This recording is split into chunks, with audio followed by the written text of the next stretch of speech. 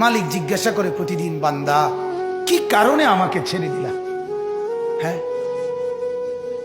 রাত 12টা বাজে তুমি ঘুমায় গেলা, মা ঘুমায় গেল, বাপ ঘুমায় গেল, বিবিও ঘুমায় গেছে, পাড়া পড়শি ঘুমায় গেছে। আল্লাহ বলেন, আমি তো ঘুমাই নাই বান্দা, আমিও তো ঘুমাই নাই। সারাদিনে আমিও তো জগৎটা পরিচালনা করছি, তবুও তো আমার কোনো ক্লান্তি নাই, আমি তো ঘুমাই নাই। কেন ঘুমাই নাই জানো বান্দা? রাতের 2টা বাজে যদি তোমার পেশাব করতে হয়, রাতের 3টা বাজে যদি তোমার দরজা খুলতে হয়, তখন যদি তোমাকে উঠতে হয়, আর আমি যদি ঘুমায় যাই বান্দা, তোমারে চোখ মেলে দিবে কে?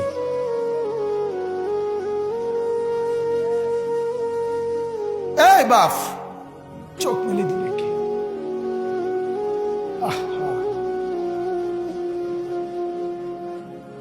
আল্লাহ আমাদেরকে মাফ করে। কোরআনুল কারীমের মধ্যে আল্লাহ তাআলা বলছে, ওয়া হুয়াল্লাযী ইয়াতাওয়াফফাকুম বিল-লাইল।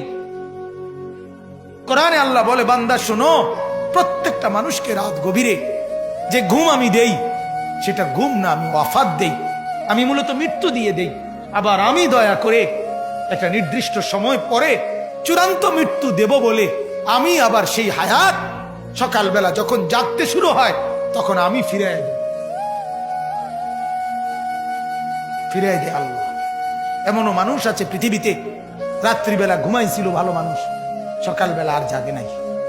আমার একজন দূরসম্পর্কীয় চাচা আছে, প্রফেসর ছিলেন, ভালো মানুষ ছিলেন, রাত্রিবেলা জলজ্জান্ত মানুষ ঘুমাইছে, সকালবেলা আর দরজা খুলে দেখছে ওই মানুষটা জীবিত ছিল না, মারা গেছে।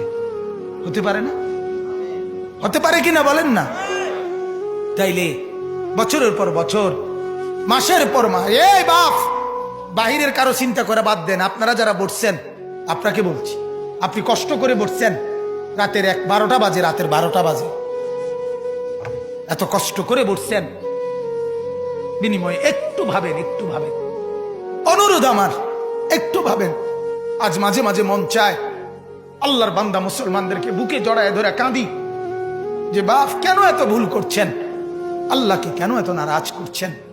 যার বিবি বেপর্দা, আপনি আল্লাহকে কত পরিমাণ নারাজ করাচ্ছেন। যার স্ত্রী, যার মেয়ে বেপর্দা, আপনি আল্লাহকে কি পরিমাণ নারাজ করছেন বলেন?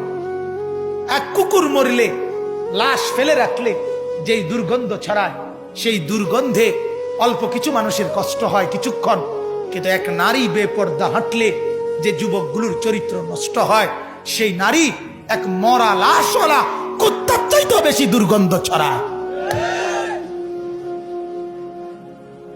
কুকুরের দুর্গন্ধ এত বেশি ছড়ায় না, বেপর্দা নারীর দুর্গন্ধ যে পরিমাণ ছড়ায়। সে তো শত শত যুবক তার চরিত্র শেষ করে দিছে। এই সিনেমার নায়িকা নর্তকীরা উলঙ্গ আর ছবি আর বিবস্ত্র ছবি আর নাচ গানের এই ফুর্তি দেখিয়ে এরা হাজারো যুবকের চরিত্র গঠন করে না নষ্ট করে? কথা বলেন না কেন? এজন্য আমার শায়েখ আল্লামা মুফতি মুশতাকুন নবী সাহেব বলে, হাজারো মানুষের জীবন নষ্ট করে যে, এজন্য তার জীবনে কখনো সুখ ধরা দেয় না। এজন্য এই পৃথিবীর জরিফ এটা, আপনি জরিফ চালায়া দেখেন, যত সিনেমার নায়ক নায়িকা, এদের জীবনের মতো দুঃখী জীবন, ব্যক্তি জীবনের মতো কষ্টের জীবন আর কারো নাই। আপনি খবর লাগান, আপনি খবর লাগান, এদের মতো লাঞ্ছনা। কারণ হাজারো যুবককে নষ্ট করছে এই হাসি দিয়া, অথচ এই হাসি তার মূলত আসল হাসি না।